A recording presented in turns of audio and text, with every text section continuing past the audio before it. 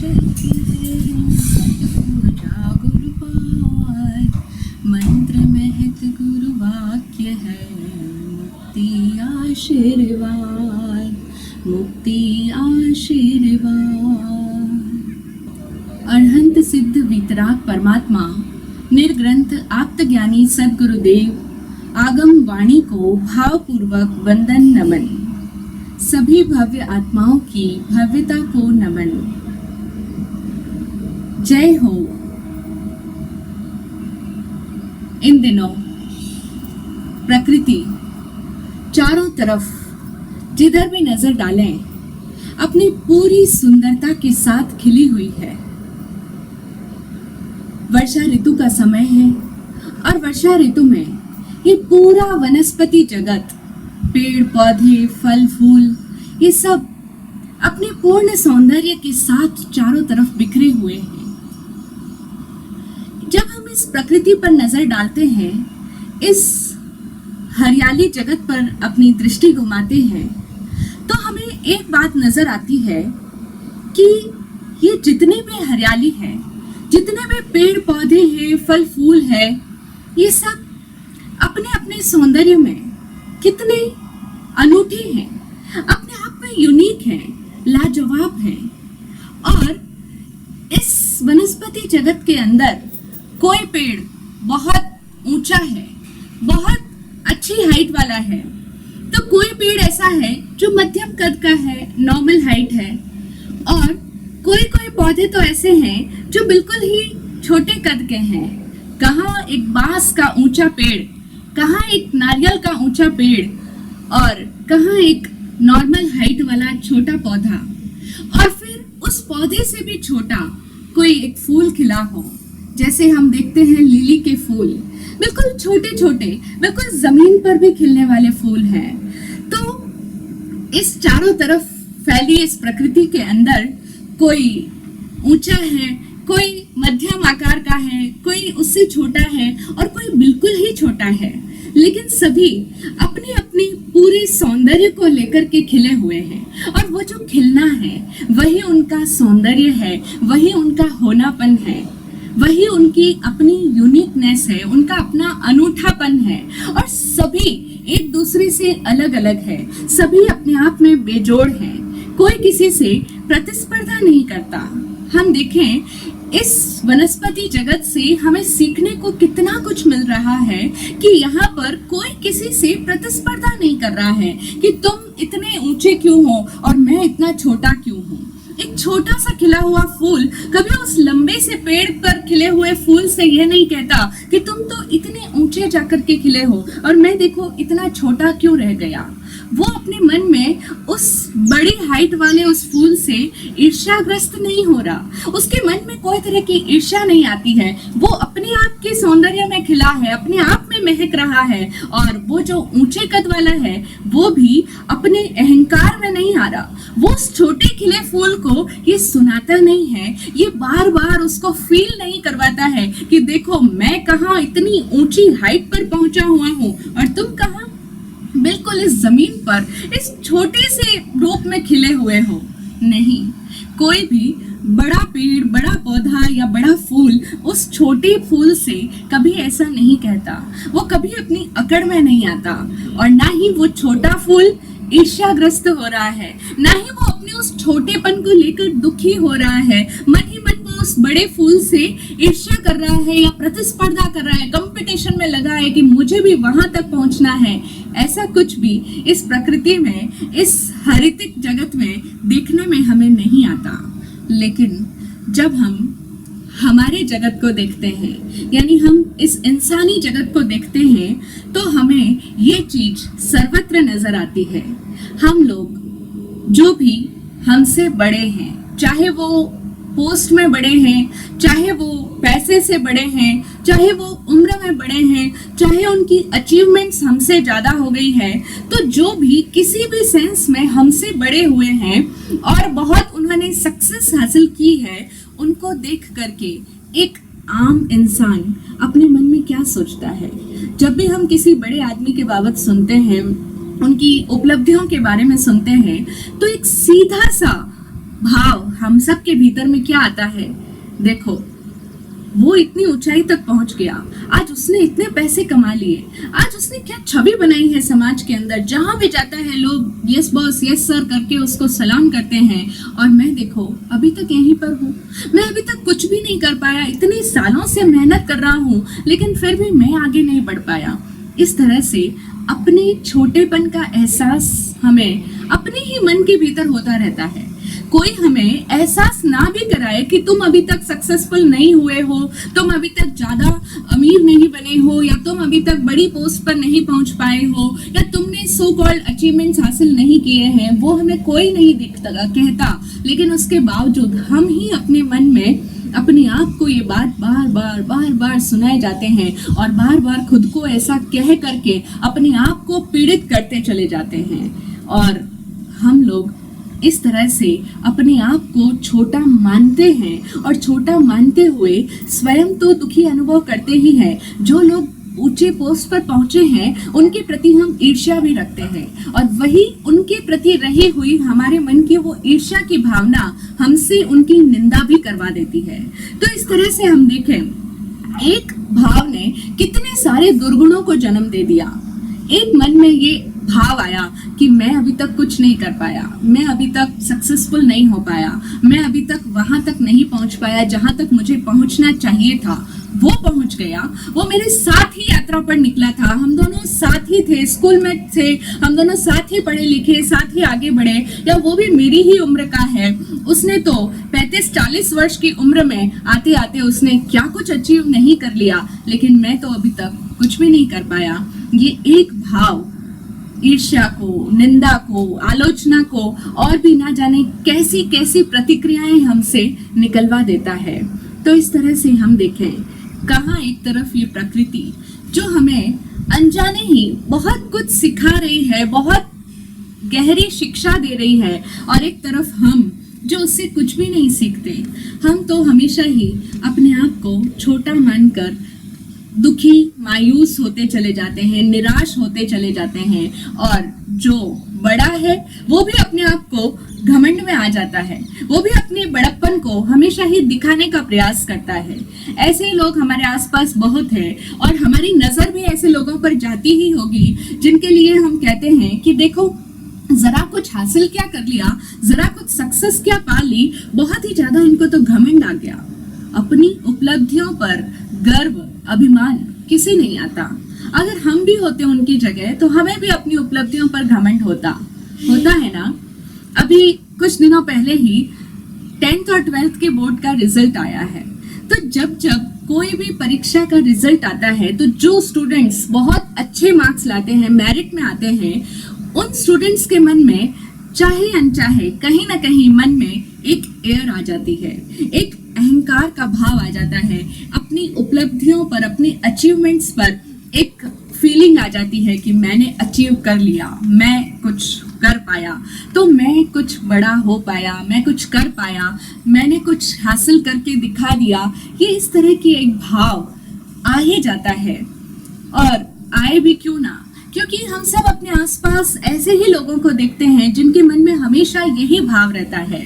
लेकिन हम देखें कि अपनी उपलब्धियों पर घमंड करने वाला इंसान आज तो भले ही सक्सेसफुल हो गया है, लेकिन लंबे समय तक उसकी वह सफलता टिकी रह पाएगी, ये कहना कठिन हो जाता है।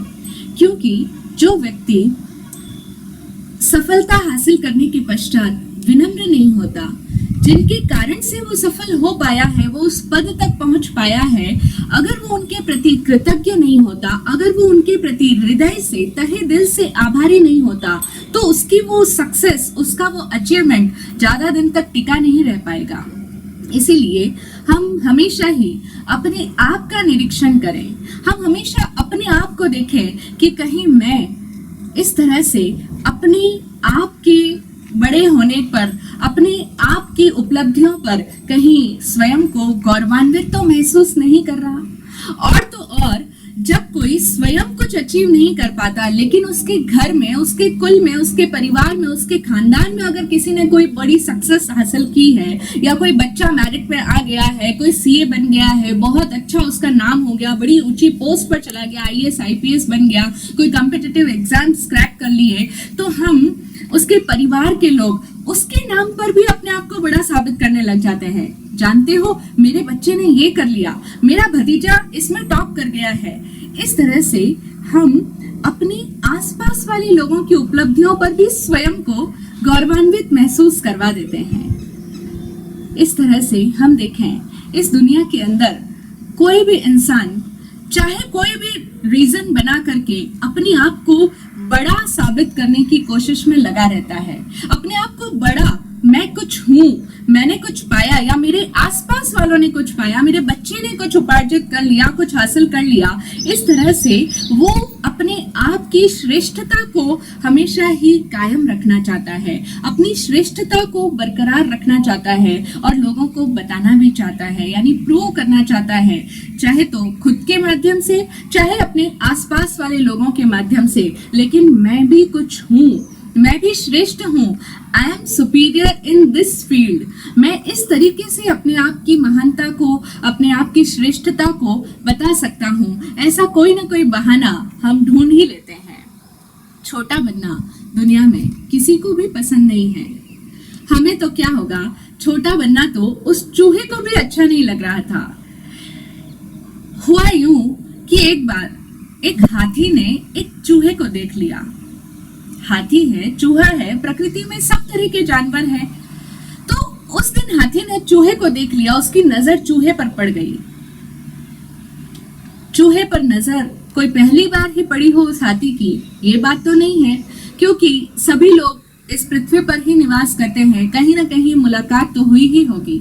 लेकिन आज उस हाथी की जो नजर चूहे पर पड़ी वो कुछ विशेष है, क्योंकि वैसे तो हाथी बहुत महान काय है, दीर्घ काय है, बहुत बड़ा प्राणी है, और जो लोग बड़े होते हैं उनकी नजर जनरली छोटे प्राणियों पर पड़ती नहीं है, क्योंकि उनके लिए वो तो बड़े ही तुच्छ प्राणी होते हैं, और बड़ों की नजर छोटे लोगों पर कम ही पड़ती है। ऐसा तो हम लोग भी अक्सर बोलते ही हैं कि आप जैसे बड़े लोगों की नजर हम जैसे छोटों पर पड़ी, क्या बात है। तो बस ऐसा ही कुछ घटित हुआ उस दिन, जब उस हाथी की नजर उस छोटे से चूहे पर पड़ गई। कोई फुर्सत में रहा होगा हाथी, बड़े आराम के क्षणों में था, तो उस चूहे को देख रहा था, और जब काफी देर तक उसने उस चूहे को देखा तो उससे रहा नहीं गया। हाथी ने चूहे से कहा, तुम बहुत ही क्षुद्र प्राणी हो, तुम कितने छोटे हो, तुम्हारा इतना सा शरीर है। अब हाथी की तुलना में चूहे का शरीर कितना सा है, तो हाथी उससे कहता है, तुम बहुत ही क्षुद्र प्राणी हो, क्षुद्र भी क्या, क्षुद्रतम हो, कितने बारीक हो, कितने कमजोर हो, बहुत ही असहाय हो, बेचारे से हो, दीनहीन से हो तुम। जैसे ही हाथी की ये बात चूहे ने सुनी कि हाथी मुझे कमजोर कह रहा है, हाथी मुझे क्षुद्रतम कह रहा है, उस चूहे को अच्छा नहीं लगा। कैसे अच्छा लगता, कोई हमें भी कहे, कोई हमें अपनी कमजोरियों को दिखाए कि आप बहुत वीक हो, आप इस फील्ड में बहुत कमजोर हो, आप अभी हमारी तुलना में तो कहीं पर भी नहीं आते हो। जब इस तरह की कोई बात होती है तो क्या हमें अच्छा लगता है? हमें भी अच्छा नहीं लगता। अपने आप को छोटा, अपने आप को कमजोर, अपने आप को बेचारा, लाचार, असहाय कोई भी महसूस करता हुआ अच्छा नहीं फील करता है, किसी को भी अच्छा नहीं लगता। तो उस चूहे को भी अच्छा नहीं लगा जब हाथी ने उसे क्षुद्र प्राणी कह दिया।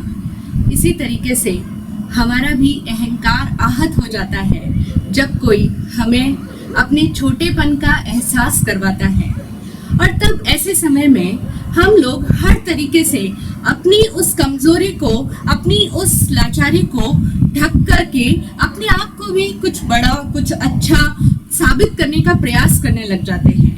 हम सभी लोग अपने आप को तरह तरह के से, अनेक अनेक युक्तियों से, अनेक अनेक उपायों से रैशनलाइज करने की कोशिश करते हैं, जैसा उस चूहे ने किया। चूहा अपनी उस छोटे आकार को स्वीकार नहीं कर पाता है, वो अपने अपने आप को रैशनलाइज करने के लिए कहता है कि ऐसा मैं हमेशा नहीं रहता, ये तो अभी जरा मैं बीमार चल रहा हूँ। ठीक इसी तरीके से हम लोग भी अपने आप को रैशनलाइज करते हैं और अपनी उस कमजोरी को, अपने उस छोटेपने को, या जो कुछ भी हमारे अंदर कुछ भी कमी कमजोरी हम महसूस कर रहे हैं अपने आप को, जिसके कारण से हम छोटा फील कर रहे हैं और एक्सेप्ट नहीं कर पा रहे हैं उस चीज को, तो हम उस चीज को ढकने के लिए, उस चीज को कवर अप करने के लिए अनेक अनेक युक्तियां लाते हैं और उसको जस्टिफाई करने की कोशिश करते हैं, उसको प्रमाणित करने का प्रयास करते हैं। ये जो चूहे और हाथी का दृष्टांत है, ये हम इंसानों के ऊपर किया गया एक बहुत ही गहरा मजाक है। हम सब भी उस चूहे के मानिंद ही है और हम ये जो रैशनलाइज करते हैं, ये कितने तरीकों से करते हैं, इसकी कोई सीमा ही नहीं है। सुना है मैंने एक फ्रांस के अंदर, सुना है कि फ्रांस के अंदर पेरिस की एक यूनिवर्सिटी के अंदर फिलोसफी के प्रोफेसर अपनी क्लासरूम में बच्चों को पढ़ाने के लिए आए। अब फिलोसफी के डिपार्टमेंट के वो हेड हैं, हेड ऑफ द डिपार्टमेंट है, एचओडी है, और वो भी फिलोसफी डिपार्टमेंट के। फिलोसफी सब्जेक्ट वैसे ही जरा कुछ अलग हटके माना जाता है, क्योंकि साधारणतया ज़्यादातर बच्चे फिलोसफी सब्जेक्ट लेने में इंटरेस्टेड नहीं होते हैं, क्योंकि इस जीव जड़ जगत के बारे में कौन जानना चाहेगा, कौन उसकी बारीकी में घुसने का प्रयत्न करता है, और फिर वो विद्या जो कि हमारे प्रैक्टिकल लाइफ में कुछ काम ना आए, ऐसे विद्या को भला कौन पढ़ना चाहेगा। तो उस फिलोसफी के क्लास में कुछ बच्चे भी कुछ ज़्यादा थे नहीं, गिने चुने ही विद्यार्थी थे। और एक दिन की बात, जब वो क्लासरूम में आए, फिलोसफी के प्रोफेसर एचओडी हैं, और क्लासरूम में आते से ही अपने बच्चों को कहने लगे कि my dear students, you know, मैं इस दुनिया का सबसे महान व्यक्ति हूँ। जैसे ही उन्होंने ये वाक्य बोला कि मैं इस दुनिया का सबसे महान व्यक्ति हूँ, बच्चे हैरान रह गए। वो सब स्टूडेंट्स सोचने लगे कि आज तो लगता है हमारे प्रोफेसर का दिमाग खिसक गया है, अब ये लॉस्ट हो चुके हैं, अब इनका दिमाग इनके कंट्रोल में नहीं रहा। क्योंकि फिलोसफी के लिए तो कहा ही ये जाता है कि जो लोग भी बहुत ज़्यादा फिलोसफी को पढ़ लिख लेते हैं तो उनका फिर दिमाग खिसक ही जाता है।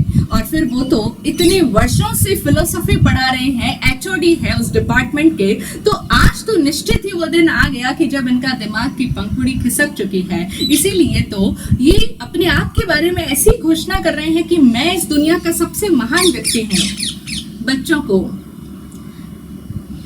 हैरानी भी हुई, लेकिन फिर भी एक बच्चे ने हिम्मत करके उनसे पूछ लिया कि सर, क्या आप आपके बारे में ही कह रहे हैं? क्योंकि क्या पता शायद हम सभी बच्चों ने ठीक ढंग से सुना ना हो। तो उस बच्चे ने हिम्मत करके पूछा कि सर, आप आपके बारे में ही कह रहे हैं ना? प्रोफेसर ने कहा, बिल्कुल, मैं मेरे बारे में ही कह रहा हूँ कि मैं इस दुनिया का सबसे महानतम व्यक्ति हूँ। बच्चों ने फिर पूछा कि सर, क्या आप प्लीज इस चीज को प्रूव करके बता सकते हैं? क्योंकि आप कोई भी बात कहते हो तो उसको प्रूव तो करना आना चाहिए आपको। प्रोफेसर ने कहा, बिल्कुल, मैं अपनी बात को प्रूव भी करके बता सकता हूँ, क्योंकि फिलोसफी के अंदर लॉजिक्स भी आते हैं, तर्कशास्त्र भी आते हैं, और वो तो प्रोफेसर है, तर्कशास्त्र भी जानते हैं। तो उन्होंने कहा कि मैं तुम्हें तर्कों से अच्छी तरह से सिद्ध करके दिखा सकता हूँ कि इस दुनिया का सबसे महान व्यक्ति मैं हूँ। बच्चे बड़े उत्सुक हो गए ये जानने के लिए कि क्या सर का दिमाग ठीक ठाक काम कर रहा है या फिर सर लॉस्ट हो चुके हैं। आखिर जो भी हो, देखते हैं सर कैसे प्रूव करते हैं। अब सर ने अपने बच्चों से पूछना प्रारंभ किया। सबसे पहले सवाल उन्होंने पूछा कि तो तुम ये बताओ कि इस पूरी दुनिया में, पूरे ग्लोब में सबसे अच्छी कंट्री कौन सी है, सबसे अच्छा देश कौन सा? जाहिर सी बात है, हर व्यक्ति अपने देश को ही सबसे अच्छा और सबसे महान देश गिनता है। तो वहां उपस्थित सभी विद्यार्थियों ने तुरंत से बोल दिया कि सबसे अच्छा देश हमारा देश फ्रांस। जैसे ही ये बात सुनी, प्रोफेसर साहब मन ही मन मुस्कुराने लगे और अब वे सोचने लगे कि फिर ठीक है, सारी दुनिया के बारे में तो सारी बात ही खत्म हो गई, अब बात आ गई है सिर्फ फ्रांस की। अब ये बच्चों से कहते हैं, तो अब मेरा दूसरा प्रश्न है कि इस फ्रांस के अंदर सबसे अच्छी सिटी कौन सी है, सबसे अच्छा शहर कौन सा? तो ये तो हम भी कह सकेंगे कि फ्रांस के अंदर सबसे अच्छी सिटी बोले तो पेरिस। पेरिस में सब लोग घूमने जाते हैं, तो उन बच्चों ने तुरंत से बोल दिया पेरिस सबसे अच्छी सिटी है। ये सुनते ही प्रोफेसर साहब कहने लगे, तो अब ये बताओ कि पेरिस सिटी के अंदर सबसे अच्छी, सबसे पवित्रतम स्थान कौन सा है, सबसे जो श्रेष्ठ हो, सबसे पवित्र स्थान वो कौन सा है? तो उन बच्चों ने कहा कि हम अभी इस विद्या अध्ययन कर रहे हैं, विद्या के केंद्र में, यूनिवर्सिटी में है, तो ऑब्वियसली यूनिवर्सिटी ही सबसे अच्छा प्लेस है हमारे लिए, क्योंकि यूनिवर्सिटी में पढ़ लिख करके ही हम एक अच्छे इंसान बन पाते हैं, हमारी पूरी जिंदगी सेटल हो जाती है। तो सबसे अच्छा स्थान अगर कोई कहे तो हमारे लिए तो ये यूनिवर्सिटी ही है। प्रोफेसर साहब अपने आप को सबसे महान व्यक्ति प्रूव करने के बड़े ही नजदीक आ रहे थे और इस बात की सफलता का गर्व उन्हें अपने मन ही मन था। लेकिन अब वे फिर से बच्चों को पूछते हैं कि इस कैंपस के अंदर, इस यूनिवर्सिटी के अंदर सबसे अच्छा डिपार्टमेंट कौन सा बच्चों? अब चूंकि बच्चे भी तो फिलोसफी के स्टूडेंट्स हैं, तो उनके लिए तो फिलोसफी ही सब कुछ है, वो अपना पूरा जीवन दर्शन को समर्पित कर चुके हैं। तो इसीलिए उनके मुख से तुरंत से निकल पड़ा कि सबसे अच्छा डिपार्टमेंट फिलोसफी डिपार्टमेंट। सर ने फिर कहा कि तो फिर फिलोसफी डिपार्टमेंट को पढ़ाने वाला कौन है तुमको? बच्चे ने कहा सर आप। तो बोला सबसे अच्छा व्यक्ति कौन हुआ, सबसे महान व्यक्ति कौन हुआ? जो तुम्हें पढ़ा रहा है, क्योंकि तुमने खुद अपने आप से बोला है, तुमने खुद ये एडमिट किया है कि इस दुनिया में सबसे अच्छी कंट्री फ्रांस और फ्रांस की सबसे अच्छी सिटी पेरिस, पेरिस का सबसे अच्छा और पवित्रतम स्थान ये हमारा विद्या का केंद्र यूनिवर्सिटी, और इस यूनिवर्सिटी में सबसे अच्छा डिपार्टमेंट, सबसे अच्छा सब्जेक्ट फिलोसफी, और उस फिलोसफी को पढ़ाने वाला कौन है? मैं हूं ना। तो मैं कैसे ना इस दुनिया का सबसे श्रेष्ठ व्यक्ति हुआ, सिद्ध कर दिया ना। हम देखें इसी तरीके के हमारे तर्क हैं, हम सब के पास ऐसे ऐसे अद्भुत अद्भुत तर्क है, हमारी बुद्धि मानो इन्हीं सब बातों में चलती है कि कैसे हम अपने आप को श्रेष्ठ साबित करें। जिसे कुछ भी नहीं आता होगा, जो सबसे गरीब से गरीब होगा, जो उसके पास ढंग से पहनने के कपड़े भी नहीं होंगे, लेकिन फिर भी वो अपने आप को रैशनलाइज कर देगा, अपने आप को जस्टिफाई कर देगा कि ये तो आजकल का फैशन है, इसलिए हम ऐसे कपड़े पहनते हैं। इसी तरीके से ये तो एक छोटा सा एग्जाम्पल है। हम लोग अपनी लाइफ को अगर खुली आंखों से देखेंगे, अपने आप को ऑब्जर्व करने लगेंगे, तो हमें नजर आएगा कि हम सब लोग रात दिन यही प्रयास करते रहते हैं अपने आप को श्रेष्ठ साबित करने का। और सम्मतम प्रार्थना करता हुआ साधक ये कह रहा है कि इस देह से स्वयं को अच्छा प्रमाणित करने का प्रयास कदापि ना हो। अगर हम अपने आप को हमेशा ही सब जगह पर अलग अलग तरीकों से अच्छा प्रमाणित करने का प्रयास करते रहते हैं, तो फिर हम कभी भी निष्पक्ष नहीं हो पाएंगे। क्योंकि अपने आप को अच्छा बताने की कोशिश क्या दिखाती है कि हम लोग अपने आप के प्रति सपक्ष हैं, अपने आप के प्रति बायस्ड हैं। और जब तक कोई व्यक्ति बायस्ड है, सपक्ष है, पक्षपात में है, अपने आप को अच्छा मान रहा है, अपने आप को बड़ा प्रूव कर रहा है, अपने आप को श्रेष्ठ मान रहा है, तब तक वो सम्यक्त्वी तो नहीं ही हो सकता, तब तक उसका दर्शन सम्यक नहीं हो सकता। और हम सब सम्यक दर्शन की साधना करना चाहते हैं, सम्यक्त्व का अपने जीवन में अभ्यास करना चाह रहे हैं। तो इसीलिए हमें, हमारे लिए सबसे पहली जागृति, सबसे पहला सूत्र जो हमें अपने जीवन में निरीक्षण करना है, देखना है, और यदि हमारे अंदर ये दुर्गुण है, ये दोष है, तो अपने अंदर से इसे निकालना है, अपनी दृष्टि को निष्पक्ष बनाना है, सम्यक दृष्टि संपन्न होना है। तो आज से हम इस सूत्र को अपने जीवन में देखें, बार बार निरीक्षण करें, आत्म अवलोकन करें कि कहाँ कहाँ मैं स्वयं को अच्छा और श्रेष्ठ प्रमाणित करने का प्रयास करता हूँ। अब से ऐसा ना हो, तभी मैं निष्पक्ष होकर के सम्यक्त्व की राह पर अग्रसर हो पाऊंगा। और ऐसा हो, यही सद्गुरुदेव से प्रार्थना। जय हो, जय हो, जय हो।